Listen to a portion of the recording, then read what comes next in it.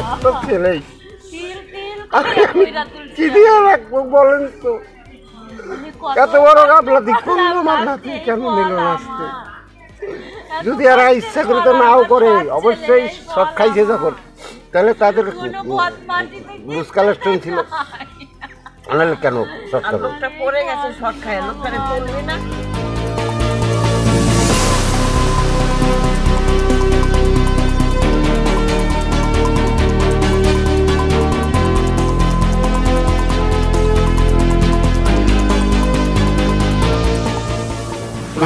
Programme ছিল, শুনেছি সেখানে কি বিদ্যুৎ স্পষ্ট হয়ে বিদ্যুৎ পৃষ্ঠ হয়ে মারা গেছে, যেটা আপনার খবর দেখতে সেটা যেটা আমি পরে শুনলাম, এইটাই শুনেছি। কিন্তু কর্তৃপক্ষ তো নানান কথা বলছে, কর্তৃপক্ষের বিরুদ্ধে অভিযোগ উঠছে।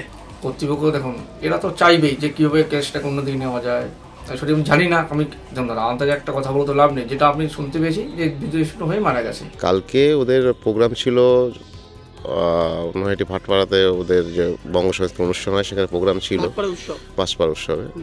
তো সেই প্রোগ্রামে অংশগ্রহণ করার পরে ওদের যে নাচের গ্রুপ ছিল, ওদের যে স্যার ছিলেন, টিচার ছিলেন তার সাথে, তো প্রথম একটা কি দুটো নাচ ও করেছে। করার পরে তারপরের যে নাচটা ছিল, শুনেছি যতদূর ওর মাস্টার বক্তব্য মুখ থেকে, মানে স্টেজে ওর যখন নাম অ্যানাউন্স করছে ও আর উঠছে না।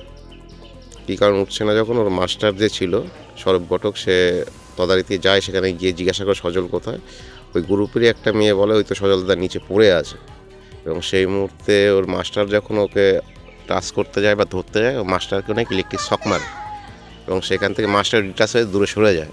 তারপর সে উপরে এসে স্টেজে এসে টোটাল লাইন আপ করতে বলে, লাইন আপ করার পর ওকে নিয়ে তখন হসপিটালে উদ্দেশ্যে রওনা হয়। এখানে প্রোগ্রাম করতে গেছিলো, যে ওদের স্টেজ প্রোগ্রাম থাকে, গ্রুপ প্রোগ্রাম থাকে, তো এক গ্রুপ নামবে তো আরেক গ্রুপ ওঠে, তো ও নিচে নেবে, আবার সেকেন্ড গ্রুপ উঠেছে, থার্ড গ্রুপ যখন উঠবে তখন ও আর উঠতে পারেনি, ওকে স্টেজের পাশে, সিঁড়ির পাশে পড়ে থাকতে দেখা গেছে। বললো তো শর্ট সার্কিট হয়ে মারা গেছে। ওইখানে হয়তো কোনো একটা লোহার জিনিস ছিল, সেটা তো লাইন ছিল, ও তো জানে না, ও তো নাচতে গেছে ওইখানে। আজকে 3 বছর বয়স থেকেও নাচ করছে, আমার নিজের ভাইপো, আজকে 3 বছর বয়স থেকেও নাচ করছে। আমি তো বাড়ি থাকি না, আমি দূরে থাকি, তো আমি এসছি, ওই যে বিকেলবেলা জিমে যায় সেন্টার পার্কে, আমি ওকে নিয়ে যাই। দাদা যদি বাড়িতে না থাকে আমাকে ফোন করবে, কাকা আমাকে একটু নিয়ে যায় সেন্টার পার্কে, নিয়ে যাই, আবার ফোন করবে, কাকা একটু নিয়ে যায় বাড়িতে, আবার গিয়ে 9টার সময় আমি নিয়ে আসি। ভালো ছেলে, কালকে আমার বাড়িতে সারাদিন ছিল।